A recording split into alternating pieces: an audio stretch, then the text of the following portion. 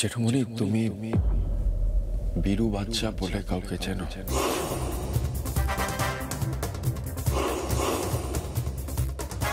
হঠাৎ বীরু বাদশার কথা জানতে চাইছিস কেন? বলো না জেঠুমণি। হাকিমপুরে বীরু বাচ্চা, সবাই মিলে নাকি তাকে মেরে ফেলেছিল। তার পরিবারের কি হয়েছে, তারা কোথায়, জানো কিছু? কেন কেন জানতে চাইছিস এসব কথা? এসব তো অনেক পুরনো কথা। রোহিত কি রুদ্রর বিষয়ে কিছু জেনে গেছে নাকি?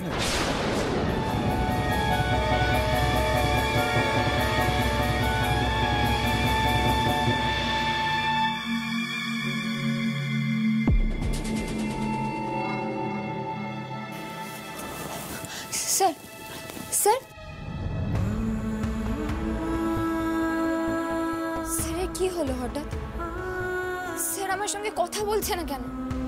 কাল এত বড় একটা ম্যাচের ব্যাপারেও কিছু বলছে না। জামাইবাবু তো রীতিমতো আমায় হয়রান করলেন। সাধারণত স্যার তাতে কিছু বলে, কিন্তু আজ তো কিছুই বললো না। ও মা কালী, স্যার রেগে গেল কেন? আসলে পুরনো একটা খবরের কাগজে পড়ছিলাম, হাকিমপুর সম্পর্কে লেখা ছিল। সেখানেই দেখলাম বীরু বাচ্চা বলে একজনকে জনরসে পড়ে মারা যেতে হয়েছিল। পাবলিক নাকি ক্ষেপে গিয়ে তাকে বিচ্ছিন্নভাবে মেরে ফেলেছিল। আর সে আন্দোলনের নেতৃত্ব দিয়েছিল পল্লব রায়চৌধুরী। এটা সত্যি জেঠুমণি? না মানে বীরু বাচ্চার পরিবারের কি হয়েছে, তারা কোথায়, তুমি জানো?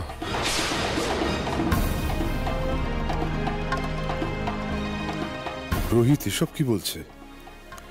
ও কতটা কি জানে? বীরু বাদশার ছেলে, মেয়ে, স্ত্রীকে আমি যে উদ্ধার করে নিয়ে এসেছিলাম, সেই ছেলে যে রুদ্র, সেই মেয়ে যে রিকি, এটা জানে রোহিত? কি বলবো ওকে, কি বলবো?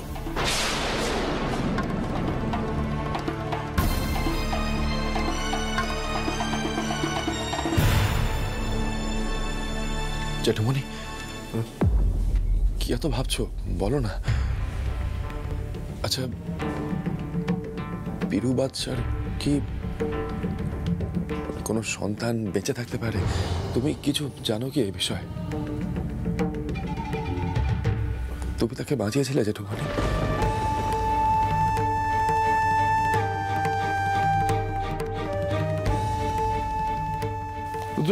আমি জীবনে কোনোদিন নিজে থেকে তোমার পরিচয় প্রকাশ করবো না বাবা। তুমিও কিন্তু পরিচয় দিও না, তাহলে কিন্তু জীবনে চলার পথে অনেক বাধা বিপত্তি এসে যাবে। না না, আমি সবটা রোহিতকে বলতে পারবো না। হৈমন্তী তো জানেই না যে বীরু বাচ্চার ছেলেই আমাদের জামাই। আমার দলও জানে না যে আমি বীরু বাচ্চার সন্তানকে আমার ভাবশিষ্য করেছি, তাকে আমাদেরই দলের নেতা করিয়েছি। সে এখন বড় মাপের নেতা। না না না না। জেঠুমণি, কি হলো তোমার? তুমি তুমি ঠিক আছো? হ্যাঁ, কি হলো তোমার? রোহিত, আসলে এতদিন আগের কথা না সব ভালো করে মনেও পড়ে না রে। হ্যাঁ, হয়তো একটা আন্দোলন হয়েছিল। জীবনে তো অনেক অনেক আন্দোলনই করেছি। এসব এসব কথা মনে রেখে কি লাভ হবে বল? হ্যাঁ রে, হ্যাঁ রে, হ্যাঁ রে, ফুলকির ম্যাচ তো, হ্যাঁ পরের ম্যাচ তো কাল। যা ওকে কি দেখ, ওকে বল তাড়াতাড়ি শুয়ে পড়তে বল, যা। এই ম্যাচটা জিতবে তো রে। হ্যাঁ ফুলকি বীরু বাদশার মেয়ে ফুলকি রায়চৌধুরী বাড়িতে ঢুকেছে প্রতিশোধ নিতে। আমাদের মাস্টারমশাই একসময় ওই বাড়ির একটি বাচ্চা মেয়েকে উনি উদ্ধার করেন, করে কারুর হাতে একটা তুলে দেন।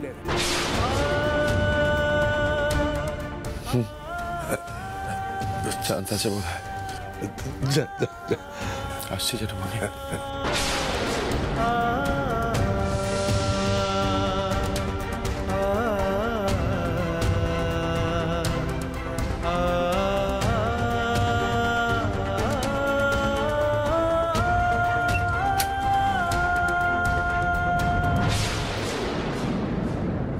সঙ্গীতা বাগের খেলা দেখে একটা কথা মনে হয়েছে, ওই জায়গায় যদি শালিনী ম্যাডামও হয় আপনার ছাত্রী জিতে যাবে।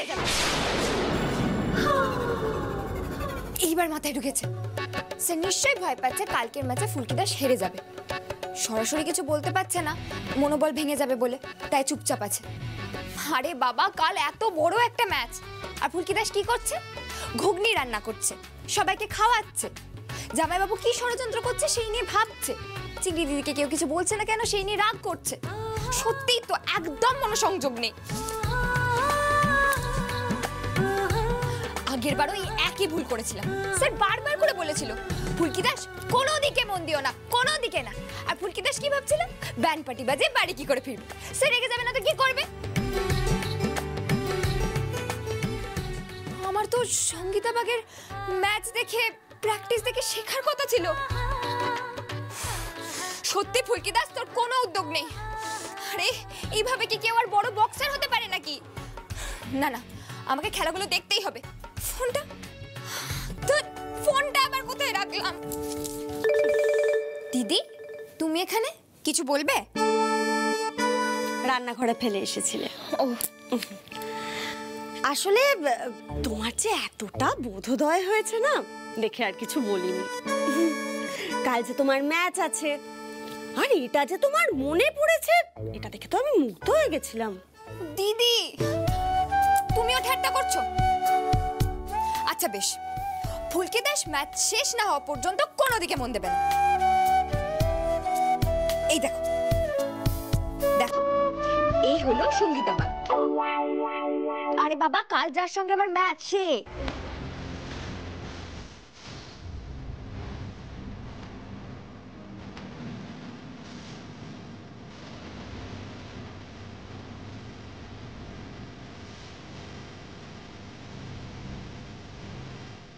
দিদি কি বুঝছো বলো তো?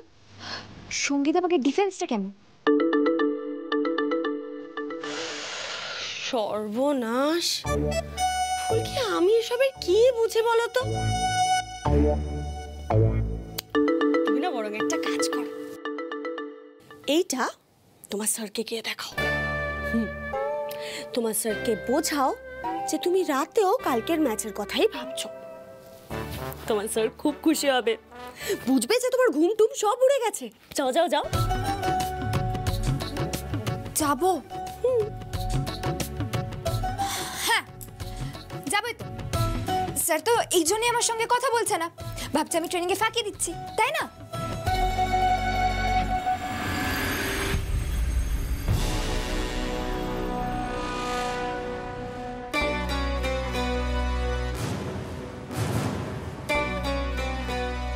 আসলে এতদিন আগের কথা না সব ভালো করে মনেও পড়ে না রে।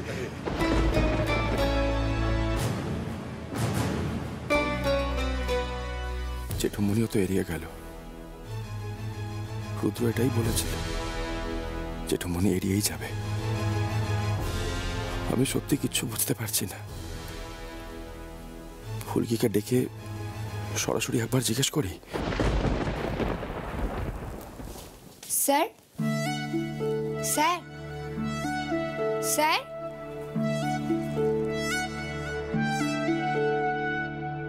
স্যার আসবো?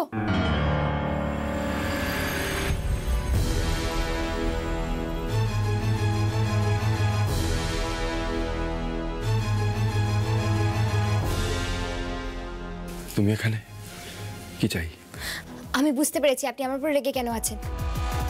আমি মন দিয়ে ট্রেনিং করছি না, আপনি সেটাই ভাবছেন তো? এই দেখুন, আমি সঙ্গীতা বাগের ওই ভিডিওটা বের করেছি। আপনি বলেছিলেন না একসঙ্গে দেখবেন। 1 মিনিট দাঁড়ান।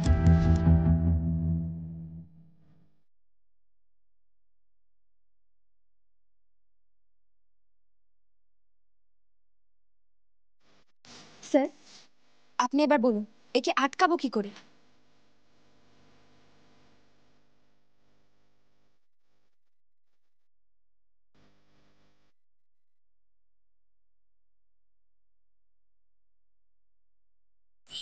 স্যার, সঙ্গীতা ভাবতে এইভাবে খুশিটা মারলো।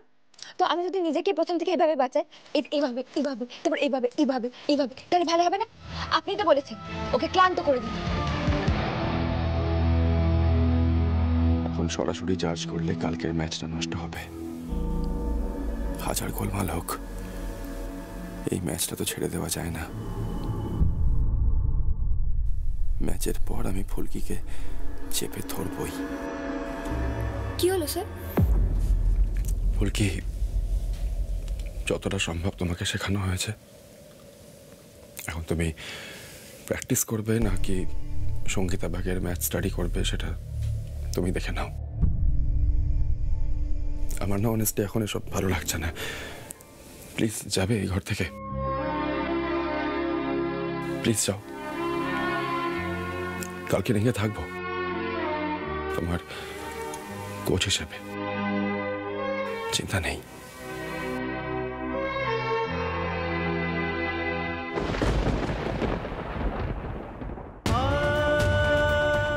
ফুলকি বিরু বাচ্চার মেয়ে ফুলকি রায়চৌধুরী বাড়িতে ঢুকেছে প্রতিশোধ নিতে। স্যার, আপনি এবার বলুন, একে আটকাবো কি করে? স্যার এ কথা বলছে, বুঝেছি। কাল না যেতে অবধি স্যারের মাথায় ঠান্ডা হবে না। মা কালী, কাল যেন ফুলকিদার সত্যিই জিততে পারে, সেটা তোমায় দেখতে হবে কিন্তু।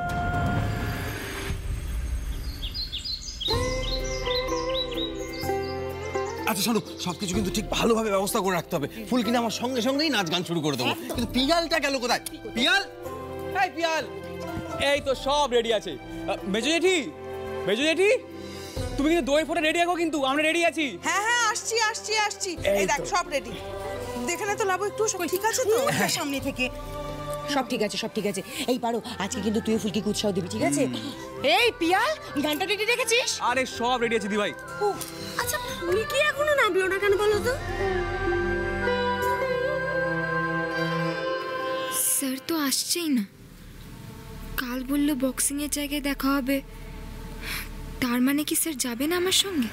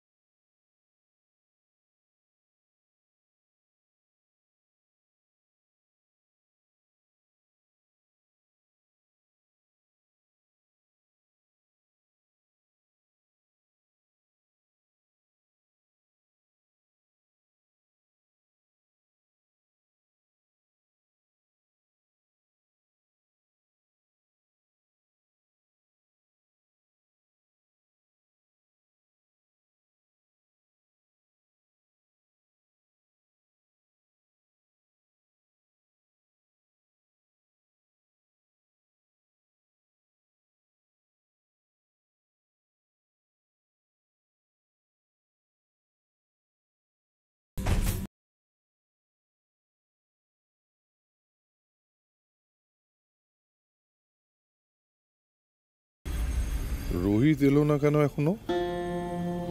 ওকে বেশ অস্বাভাবিক লাগলো কাল। ম্যাচটা ভালোই ভালোই হলে রোহিতকে চেপে ধরতে হবে কায়দা করে। আজকের ম্যাচে জিতবে কে? ফুলকিদার সাবারকে। আজকের ম্যাচে জিতবে কে? ফুলকিদার সাবারকে। আজকের ম্যাচে জিতবে কে? ফুলকিদার সাবারকে। আচ্ছা আচ্ছা আচ্ছা, তোমরা সবাই আমার ম্যাচ দেখতে যাবে তো? না রে ফুলকি, আমি সবাইকে বারণ করে দিয়েছি মা। দেখ, আগের বার আমরা সবাই এত হইচই করে গেলাম, তোর মনঃসংযোগটা নষ্ট হলো। এবারে তুই আগে জিতে ফের, তারপর আমরা সবাই মিলে খুব হইচই করবো। কিরে, তাই তো? হ্যাঁ জেঠুমনি, একদম ঠিক কথা বলেছো। ফুলকি, এবার কিন্তু জীবনে শুধু একটাই লক্ষ্য, যে করে হোক ম্যাচটা জেতা, ঠিক আছে? আরে তোমার মনোবল বাড়ানোর জন্য আমরা এখানেই তো গান বাজনা করলাম নাকি?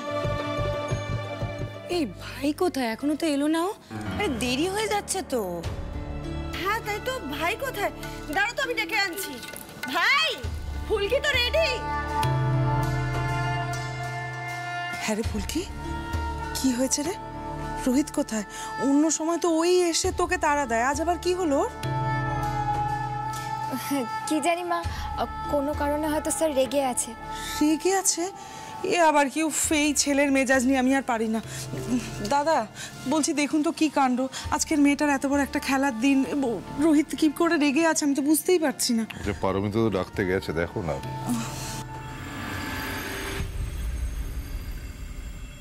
মা, ওই তো স্যার। অংশুদা আসেনি এখনো?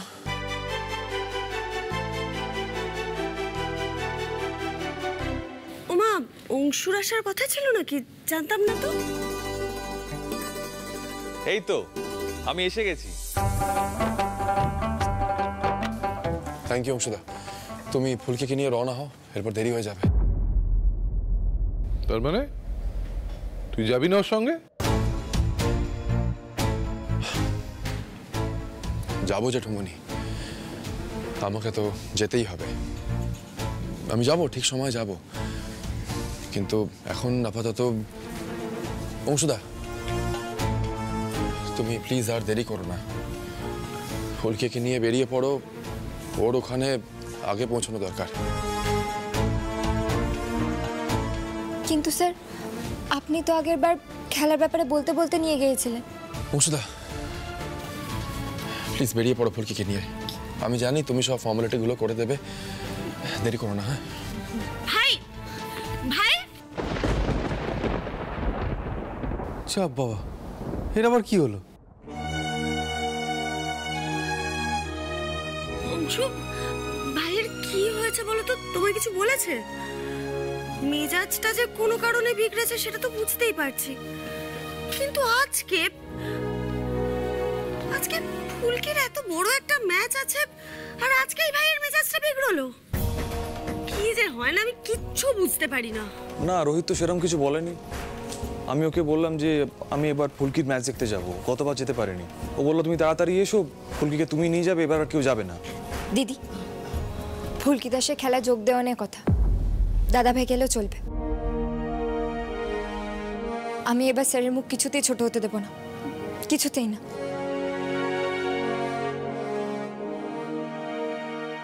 দাদা ভাই চলো চলো।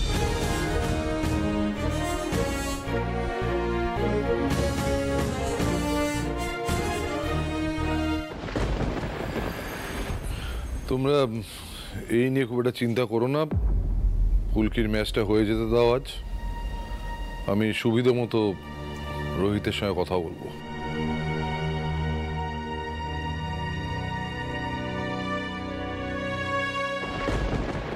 রুদ্রদা, রোহিতের ওপর আমাদের ওষুধটা কাজ করেছে। ফুলকির সঙ্গে বক্সিংয়ের জায়গায় গেল না। আমি রোহিতের সঙ্গে যাব, ওর পাশে পাশে থাকবো। চিন্তা করো না, আমাদের এই খেলাটায় আমরা জিতবই।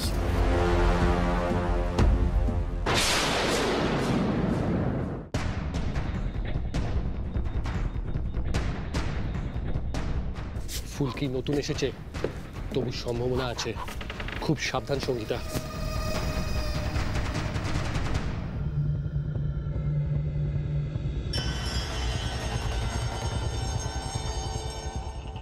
কি ফুলকি? আরে বাবা, রোহিত আসবে, ও এখনই আসবে। তুমি অন্যদিকে মন দিও না, খেলায় মন দাও। দাদা ভাই, আমি চেষ্টা তো করছি অন্য কোনো দিকে মন না দিয়ে খেলার দিকে মন দিতে, কিন্তু স্যারের যে হঠাৎ করে কি হলো।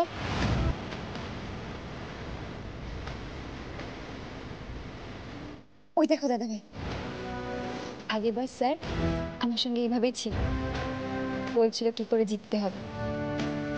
দাদা ভাই, এই ম্যাচটা আমাকে যেভাবে হোক জিততে হবে। আমি বুঝতে পেরেছি স্যার, আগেরবার আমার যতই উৎসাহ দিন, স্যার আমার হেরে যাওয়াটা মেনে নিতে পারেনি। আরে বাবা ফুলকি, সেরকম নিশ্চয়ই কিছু নয়, তুমি ভুল ভাবছো। রোহিত নিজেও একজন বক্সার ছিল, হার জিত ওকে অতটা প্রভাবিত করে না, আমি নিশ্চিত। তাহলে এখন এলো না কেন স্যার? আরে বাবা আসবে, ও ঠিক আসবে। ওই তো দেখো রোহিত এসে গেছে।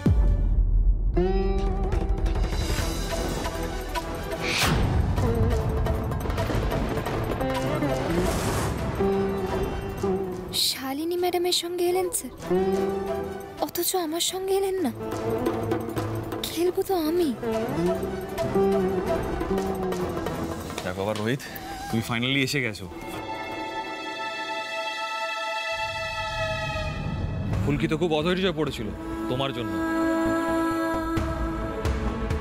আচ্ছা শোনো, যা ফাইনাল টিপস দেবার দিয়ে দাও, খেলা কিন্তু এখনই শুরু হয়ে যাবে, সময় নেই। ফুলকি বিরু বাচ্চার মেয়ে ফুলকি রায়চৌধুরী বাড়িতে ঢুকেছে প্রতিশোধ নিতে। না মানে ফুলকি আমাদের নিজেদের মেয়ে নয়, আমরা ওকে পেয়েছিলাম। কি আর বলবো, আর কিচ্ছু বলার নেই।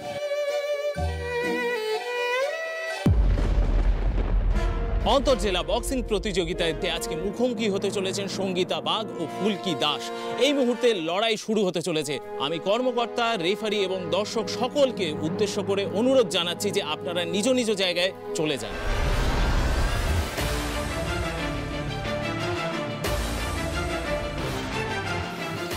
স্যার, আমি কথা দিচ্ছি, আপনার মুখ ছোট হতে দেব না।